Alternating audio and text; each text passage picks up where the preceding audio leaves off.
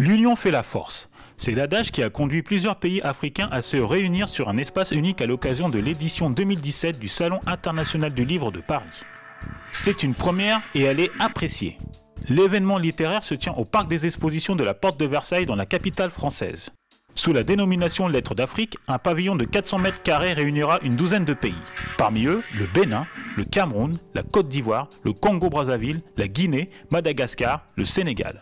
Sur le thème Lire et écrire l'Afrique, le stand sera une vitrine exceptionnelle de la diversité et richesse littéraire du continent.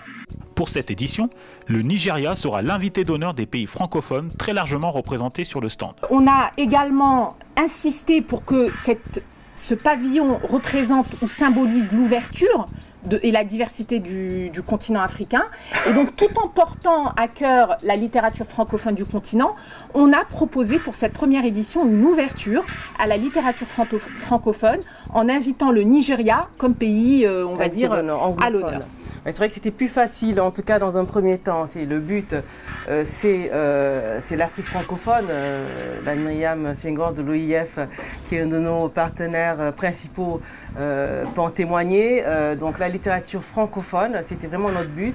Et on a dit l'Afrique, on ouvre. On commence par un pays qui est le Nigeria, qui a beaucoup d'auteurs qui sont traduits en français, qui a le prix Nobel Wole Soyinka, qui sera là d'ailleurs sur le salon. Donc là, c'était vraiment un choix, je pense, judicieux de commencer par le Nigeria. Et peut-être demain, la littérature lusophone. En tout cas, on est sur des choses qui vont être très ouvertes dès cette première édition.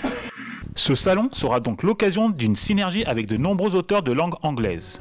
Le pavillon sera réparti en plusieurs espaces avec un accent porté sur le networking, les débats à travers les tables rondes, les échanges et dédicaces avec les auteurs. Autre grande innovation, les enfants pourront jouir cette année d'un espace jeunesse avec des animations dédiées. Une large place est également réservée à la librairie ainsi qu'aux médias avec notamment un kiosque et un studio d'enregistrement. L'objectif du pavillon Lettres d'Afrique est aussi de mettre en avant les manifestations littéraires des pays partenaires. Lieu de rencontre avec les auteurs, le salon est aussi un lieu d'expression pour de nombreux artistes et une opportunité de faire connaissance avec les professionnels de l'édition. Merci de rester scotché sur les programmes de YouBiz News, votre chaîne Infomusement.